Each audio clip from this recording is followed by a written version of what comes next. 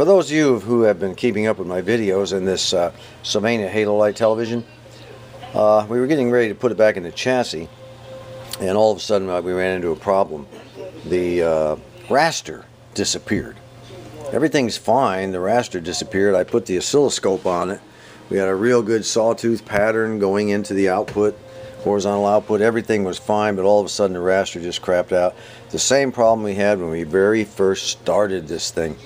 And I think the problem's going to be over here in this wire, and we're working on it, trying to figure out what it is. The wire which goes to the 6CD6, which was in place of the 6BQ6.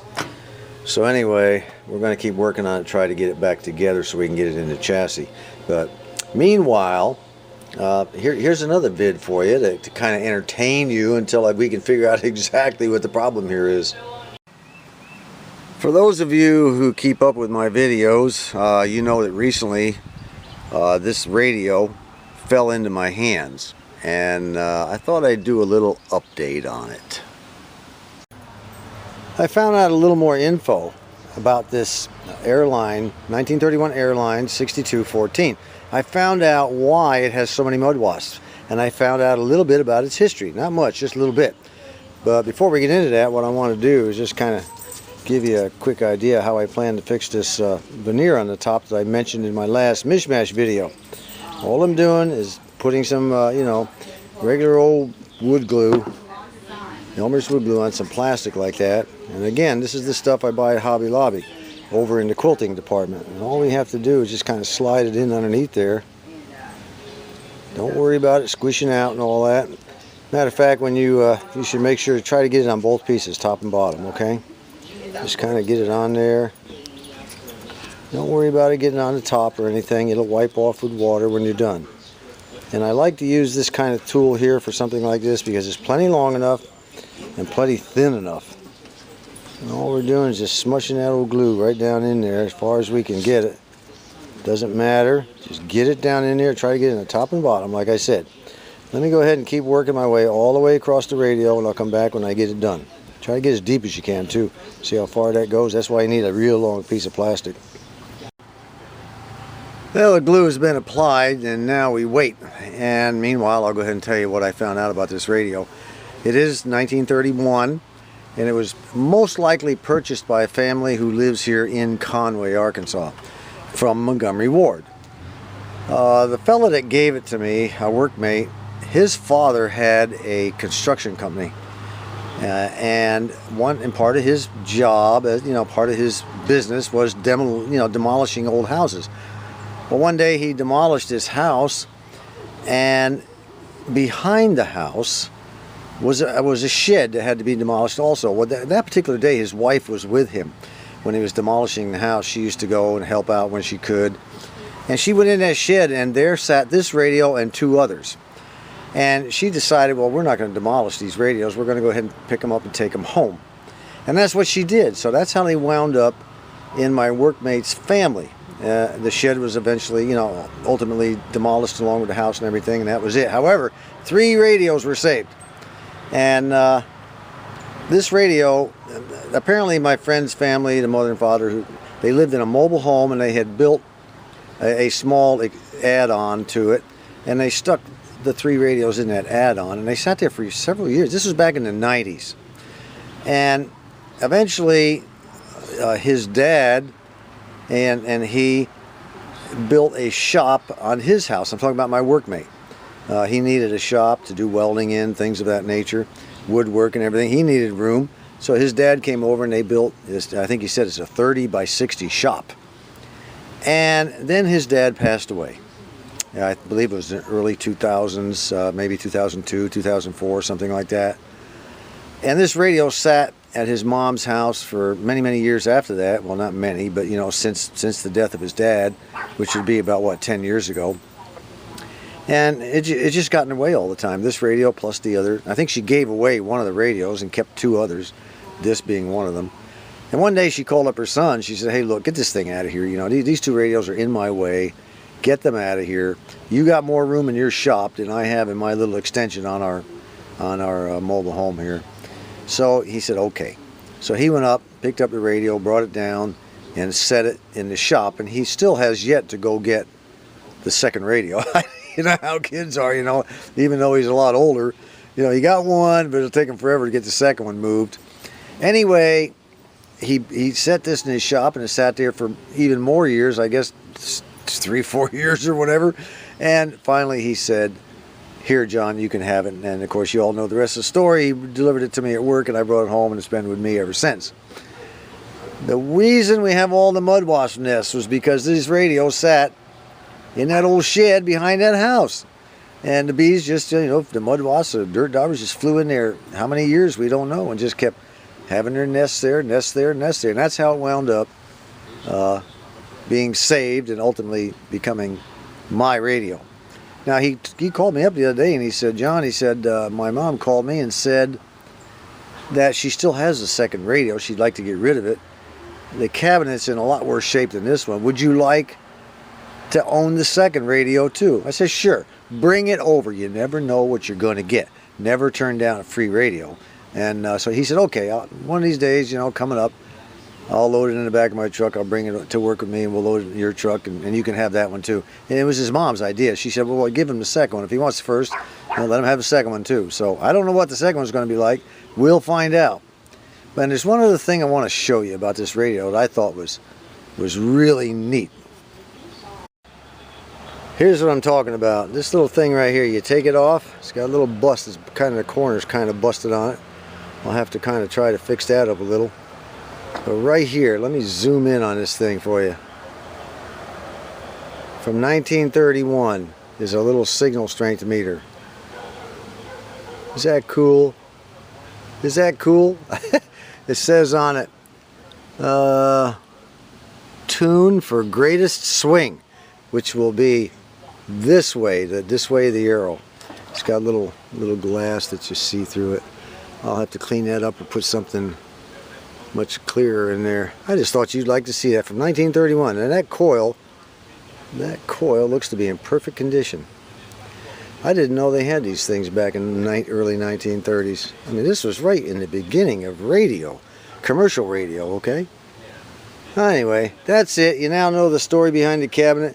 Something new I discovered. It was on the schematic the whole time, but I never really looked at it until the other day. And I said, I wonder what that is. So I went back and looked at the chassis, and son of a gun, there it was. We'll finish up this Veneer here in a couple of seconds. It is starting to get dark, so I better do what I'm going to do and get in and get this thing back in the house. The glue is pretty much dried between the two pieces between the wood and the veneer. So all we're going to do is the same old trick we did before. We're just going to go ahead and iron it down.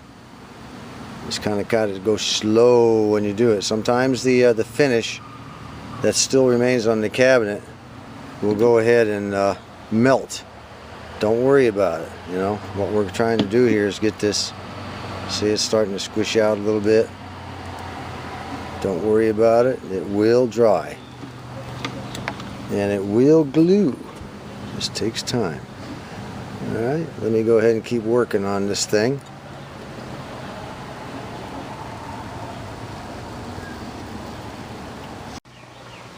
Well, I think that should do it. Everything looks to be firmly down. Well, it's still a little warm.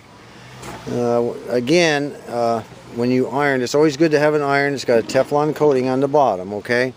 And even then, it'll the wax that people may have put on here and some of the old finish will melt up. See how it's melted up right here? Don't worry about that. And it'll get on your iron surface. Don't worry about it. The point is, you got it ironed down real dry now. It just does a really good job. Now there is a possibility later on, a small piece I may notice that didn't quite get enough glue under it. It wasn't ironed good enough or something. I'll come back and hit that a lick, okay? Not a big deal. That didn't take any time at all. The whole job, maybe 5 minutes, okay? Here's one more thing I wanted to pass along to you for what it's worth. Sometimes you'll get a radio or anything, a table, it doesn't matter, it's got veneer on it.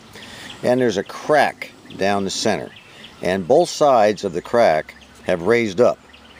And you say, geez, how can I fix that? Well, one of the best ways to do it is to take a little piece of plastic and your wood glue, and you put your glue on there and you stick it down in the crack. That's what makes these plastic things so neat. Just to show you what they are. It's an extra thick, let me zoom in here so you know what they are. You get them in Hobby Lobby, extra thick template plastic. Okay, I get the extra thick, and it's over in the quilting department. Anyway, what you do is you put your glue on the end, and then you take your little plastic and you stick it down in one side real good, okay? Then you stick it down the other side real good. Then you wipe off what what came out. Then just let it dry. Just let it dry. So you wipe off all the excess. It dries, and then you can take your iron and iron. Once it's dry, you take your iron and just iron right across, and it'll push it right back down again and glue it in place. Works great. You know, I knew one guy who didn't even wait for it to dry. He just stuck the old glue down in there and wiped off the excess and just started going. He let the heat of the iron dry it. Now, I'm not so sure that's a great idea. You know, if there's a little bit of glue, no problem. But he had quite a bit, and it took him quite a bit of time to get all that glue to dry. Best thing to do is just let it set until it dries best you can, and then iron it down, okay? And it'll work. And if there's a slight hairline crack or even a little bit larger between the two pieces, because wood does shrink, you can fill it up with your paste wood filler when you refinish your cabinet. Okay? Just a little hint there. Well, we're making a little headway on this. I've got all this ironed down with the iron, and this is ironed down to right here. I've applied new glue. I had to loosen that up and pull this thing down because it had shrunk so much. There was a big gap there, great big gap. So I don't know, I may have to fill it in with a little piece of wood before I lay this down. I don't want that thing to stick over the edge to where it could be pushed at a later date and snapped off. Then of course, we have the question now, what do we do about this big missing piece of veneer? Well, I'll tell you what you do, at least in this case. You keep bugging the guy that gave you the radio to look around his shop and see if the piece that was in there might have fallen off, be laying in the corner somewhere. Well, guess what? He looked around, and son of a gun, if the piece wasn't in fact laying over in the corner in his shop. So now all I got to do is glue that down. Let me get this iron over here out of the way. All I have to do is glue it down, and we'll have one solid piece. Is that cool or what? And we'll go ahead and wrap this video up here. I'll be doing the same thing to that strip over there. Not a problem. And then I got a couple of, on the other side of the radio, along the edge, we have a few splinters that need to be glued down. But that's it. That should pretty much take care of all the veneer. It'll be about another hour, maybe hour and a half work to get all the pieces, put in the right position and waiting for the glue to dry. And I want them to all match up as best I can. Just do the best we can. Considering the condition of this cabinet, it's not really that bad. But considering this condition, it's already come a long ways. That's it. I went ahead and ironed it all on. I decided to go ahead and show you what that looks like before I close out the video. It won't get lost again. It's glued on there nice and tight. And the best thing about this ironing procedure, by the way, is let's say you glue it on there. You iron on the veneer, and you find out, geez, it's just slightly crooked. Oh man, I don't believe it. Don't worry about it. Reheat the veneer. It'll soften up the glue, and you can reposition the veneer where it's supposed to be. And then go ahead and just iron it on again and back off, and when it'll just dry in place. I've had to reposition this a couple of times already because of the way the wood has been shrunk up here and there. It's right even on this side, but over here it's slightly away from the edge. Just the way I'm going to have to live with it. There's nothing, there's just not much you can do. Also, you don't have to take the iron when you iron. You don't have to iron the wood like you do clothes. You can just press down with the heat, and then pick it up and go to the next place, press down with the heat. Just kind of work your way. Keep your eye on the wood as you do it. Take your time. There is no rush to this. When you're all done, you'll have a nice flat surface. Now, of course, I'll strip this down with the lacquer thinner, and then I'll put the paste wood filler in there, and it should look very nice. Or at least, a whole lot more presentable than it was. Anyway, that's it for now. Until next time, this is John.